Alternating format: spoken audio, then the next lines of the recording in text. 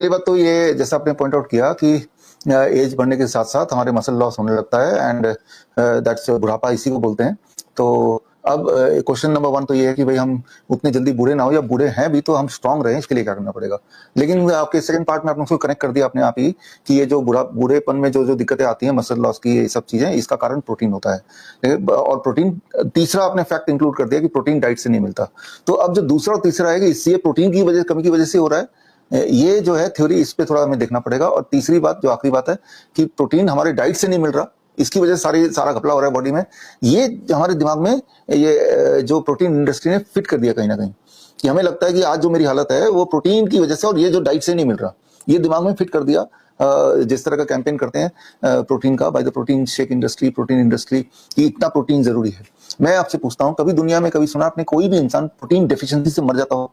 तो there is nothing called protein deficiency as such, right. Vitamin deficiency हो सकता है, right, vitamin D deficiency, vitamin B 12 deficiency, लेकिन protein deficiency से कोई मर गया, अनइमेजिनेबल। तो ये जो प्रोटीन का जो एक माहौल बनाया है कि ताकि प्रोटीन बेस्ड जो एक सप्लीमेंट इंडस्ट्री है वो फले फूले।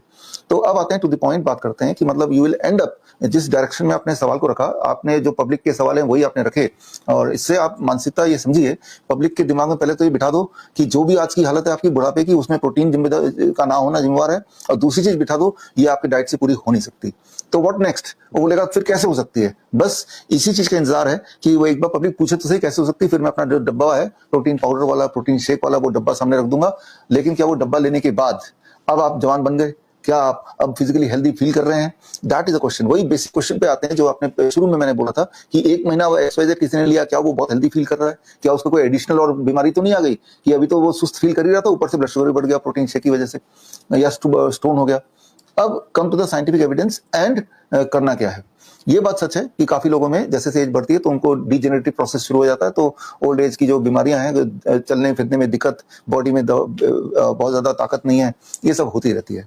तो बट उसका जिम्मेवार अगर प्रोटीन आपको लगता है तो आप बोलेंगे मैं तो प्रोटीन ही लेना चाहता हूं क्योंकि मुझे लगता है प्रोटीन ही रिस्पॉन्सिबल है। तो दुनिया में सबसे ज्यादा प्रोटीन किस चीज में होता है वो ले लीजिए। दुनिया में सबसे ज्यादा हाईएस्ट अमाउंट ऑफ प्रोटीन होता है बालों में। ये प्रोटीन है, जो आप बाल देख रहे हैं, दिस इज प्रोटीन ओनली। तो अगली बार जब आप बाल काटें, जो ऑडियंस मुझे सुन रही है, तो बाल को आप फेंके ना, उसका नूडल बना के खा लें, बिकॉज आपको तो प्रोटीन डेफिशिएंसी है, प्रोटीन चाहिए भी। कोई नहीं खाता है, एक एनिमल भी किसी का बाल नहीं खाएगा। क्यों नहीं खाएगा? हालांकि ये तो प्रोटीन है, एब्सोल्यूट प्रोटीन। वो इसलिए नहीं खाएंगे क्योंकि ये जो है प्रोटीन होने के बावजूद भी it is not in absorbable form, right. It is unabsorbable form of protein. ये बॉडी में, पेट में तो जाएगा लेकिन ये बॉडी यूटिलाइज नहीं कर पाएगी, और कहीं ना कहीं ये स्टैग्नेंट होकर रह जाएगा, बॉडी के लिए बर्डन बन जाएगा। सिमिलरली अगर हम सेम ही क्वेश्चन पूछते हैं कि मुझे तो हाई कार्ब लेना है फॉर एग्जांपल, तो ये लकड़ी का टेबल है जहां मैं सामने बैठा हूं,